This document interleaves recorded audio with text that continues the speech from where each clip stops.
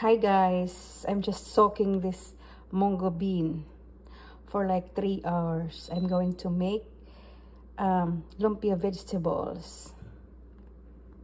So ganito lang guys ang gagawin ko. Nag-ano ako ng dahon. Ginaya ko lang to sa Facebook, yung nakita ko sa Facebook.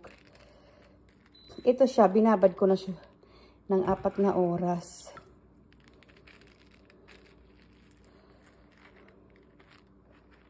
Yan.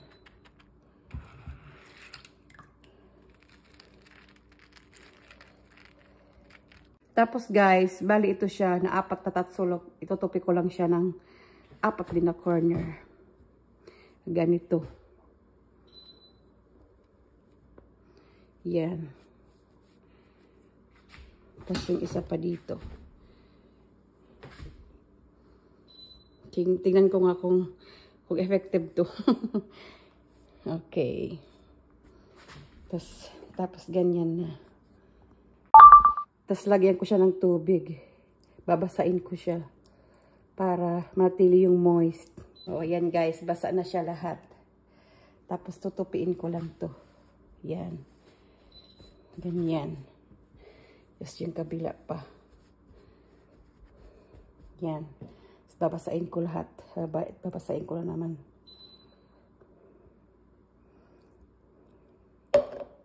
Ganyan yan siya.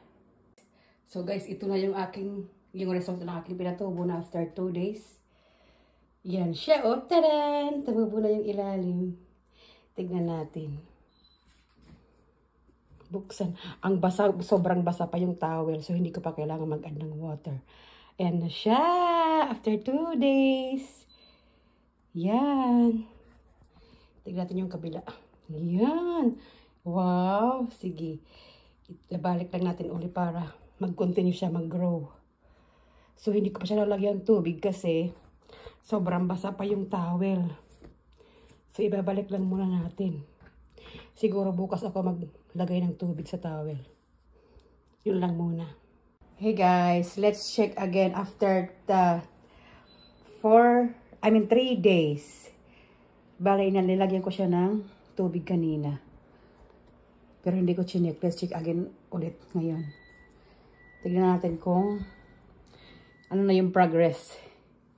Hala, ang haba na beshi! Hala, grabe, ang dami oh. Wow! Haba.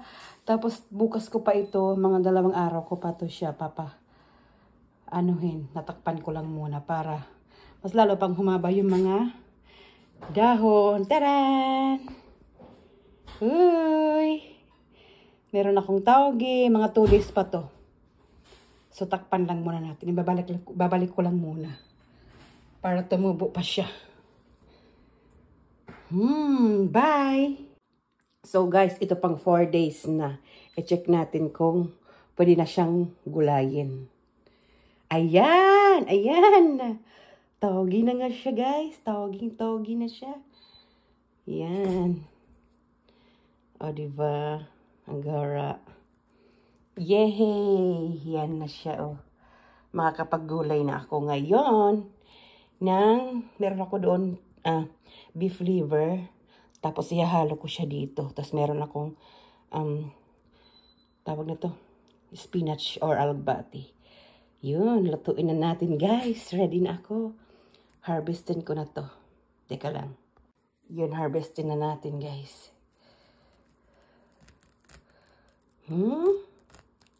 Yan na siya oh. Lagay natin dito. Wow. Magpatubo naman ako next time nito.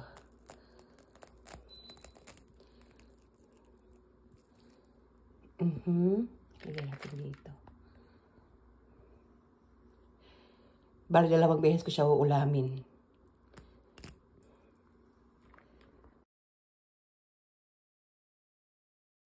Hello guys. So ito na guys. Hinugasan ko na yung aking munggo. Gigisahin ko na to for my breakfast. Kain. Kain.